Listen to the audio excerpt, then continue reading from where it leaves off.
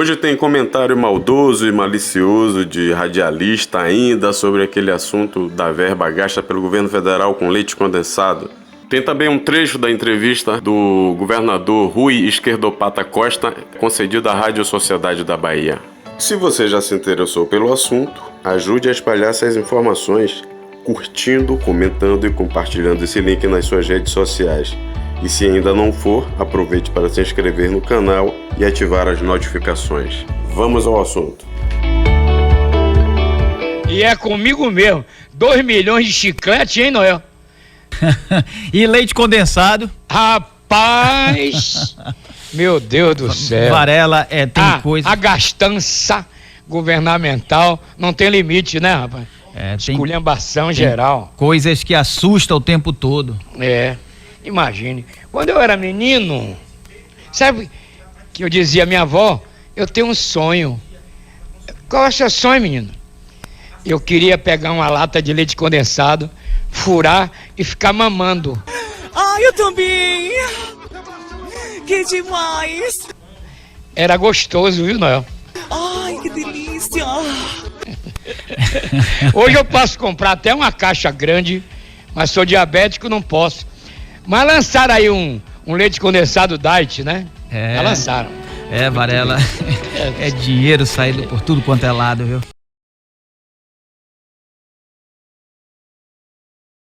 O uso definitivo.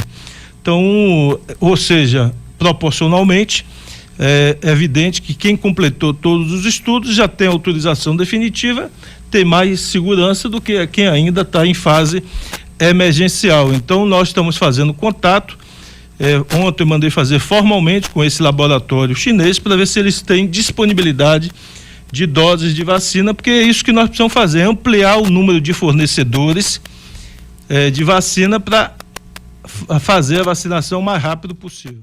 Governador, a gente não pode deixar de perguntar sobre finanças do Estado, os cofres do Estado da Bahia. Recentemente a Assembleia Legislativa da Bahia aprovou aí um orçamento em torno de 50 bilhões de reais em números fechados, né?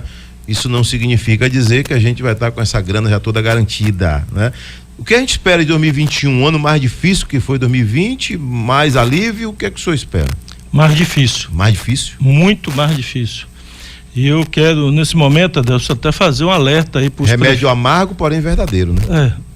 Eu, como eu disse, minha relação é de muita sinceridade com as pessoas, eu não gosto de vender ilusões. E eu quero chamar a atenção, já comecei a agenda de atender os prefeitos, reeleitos, eleitos, e tenho chamado a atenção dos prefeitos que não tomem cuidado com as finanças dos municípios, porque com os programas de transferências extras que ocorreu em 2020, Adelson, muitos municípios em 2020 tiveram receita maior que 2019. Por incrível que pareça, no ano da pandemia, alguns municípios cresceram a receita, fruto desse modelo, foi votado um modelo de transferência e que de alguma forma beneficiou os municípios em relação aos estados. Os municípios receberam proporcionalmente mais recursos do que os estados e os municípios menores mais ainda. Então teve muitos municípios no Brasil que receberam em 2020 mais recursos do que em 2019. Ou seja, eles cresceram com essas ajudas extras. E esse ano não tem até agora nenhuma previsão de recurso extra para municípios. Então eu quero chamar a atenção porque as pessoas podem dizer, eu vou repetir o que eu recebi em 2020. Não vai. E com o agravamento da crise econômica, com o fechamento que está ocorrendo no Brasil inteiro de empresas fechando, como foi o caso da Ford, vai diminuir ainda mais a arrecadação de municípios e estados.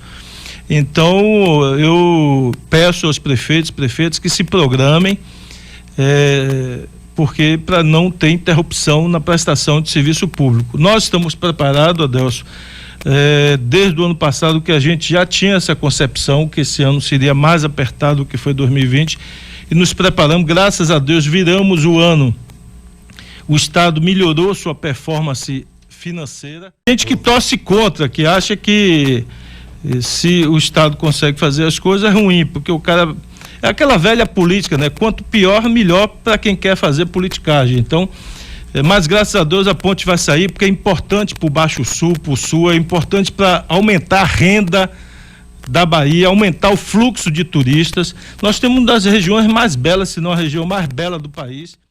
O senhor tem sonhos de chegar em Brasília e comandar o país inteiro e ser o primeiro baiano a ser presidente da República?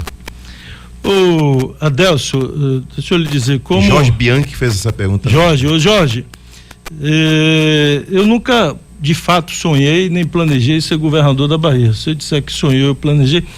O único momento na minha vida que eu posso ter pensado em ser governador foi na época de aluno, que eu estava no Luiz Tarquínio, na época. Grêmio estudantil, né? Não estava nem no Grêmio, não. Eu era, na época eu não participava de Grêmio, não. Eu era o que os alunos chamavam de CDF, aquele...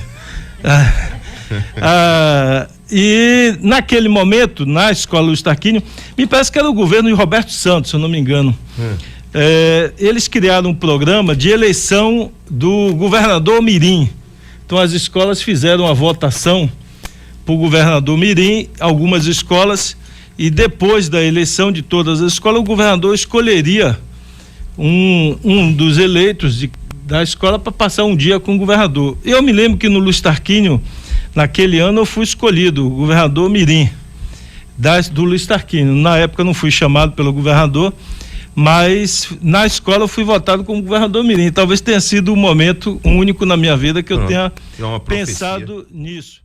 Agora, em relação à presidência da República, eu tenho a dizer o seguinte: eu estou disposto para ajudar a tirar o país desse desastre, dessa catástrofe que nós estamos vivendo.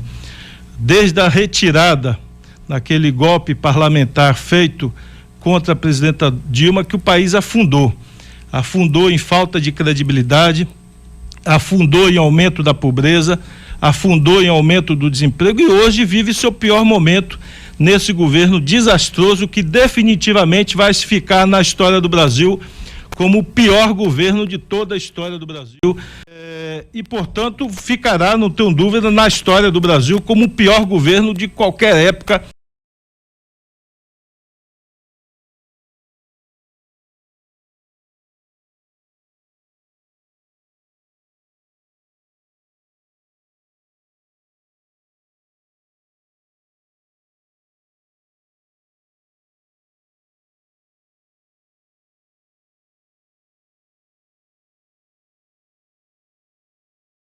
Da história do Brasil, pelo desastre completo que é esse governo, não tem mínima noção do que fazer, de nada. Governador, para finalizar, eu peço ao senhor, como cidadão dessa terra, comunicador dessa terra, que todo dia vejo, toda hora notícia, filho do bairro de Pirajá, que o senhor conhece muito bem, o senhor é da Liberdade, eu sou de Pirajá, dê uma olhada muito especial para a segurança nesse estado. A gente anda com medo, a gente anda assombrado, a gente não sabe o que fazer. É bandido demais. Adelso, deixa eu lhe dizer, quando você perguntou há pouco... Se eu fosse um deputado federal, minhas emendas parlamentares seriam, se é que pode, todas elas destinadas à segurança pública. O país precisa decidir o que quer da vida. A sociedade brasileira precisa decidir o que quer. Então, quando eu digo isso, é porque eu sou a favor, claramente, de que o Brasil não pode ficar botando na cadeia chamados ladrões de galinha, vamos chamar assim, delitos de baixo teor agressivo, para a cadeia virar uma espécie de faculdade do crime.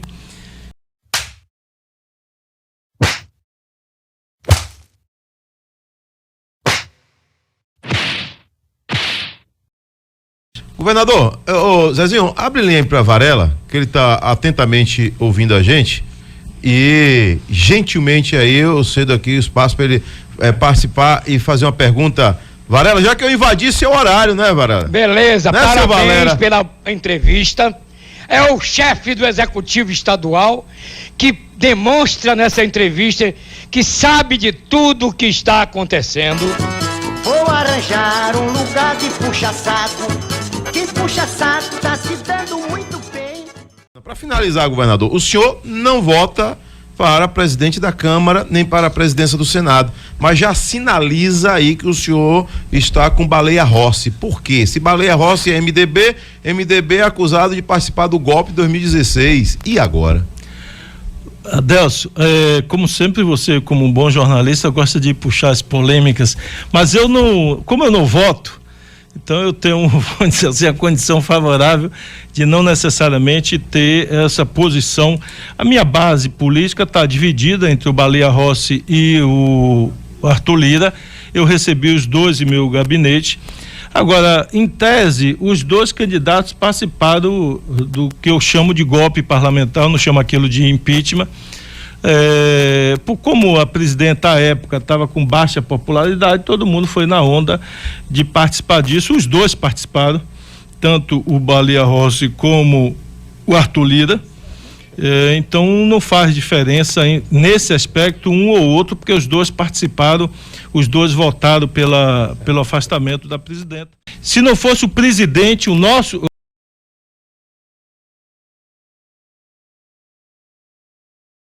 Não vou dizer o nosso. Se não fosse um presidente da República, não sei como é que seria. Infelizmente não é o nosso. É o da Venezuela, que levou 5 carretas de oxigênio para lá. Mas esse nosso, o senhor não fala o nome. Eu percebo isso. O senhor não fala o nome do presidente? Não, não fala? Não fala o nome do presidente Jair Bolsonaro, você não fala? Não, minha mãe dizia assim, rapaz, o que é ruim, não bote na sua boca, porque senão... Então eu evito falar. Atrai coisa ruim, né? Quando a gente é moleque, está na comunidade, que os moleques soltam muito palavrão, né? Quando eu ia falar palavrão, minha mãe, olha, não fale as coisas ruins, que atrai energia negativa. Então, se você ficar botando coisa ruim na boca, fica atraindo energia negativa. Então, eu evito citar o nome porque atrai coisa ruim. Um abraço.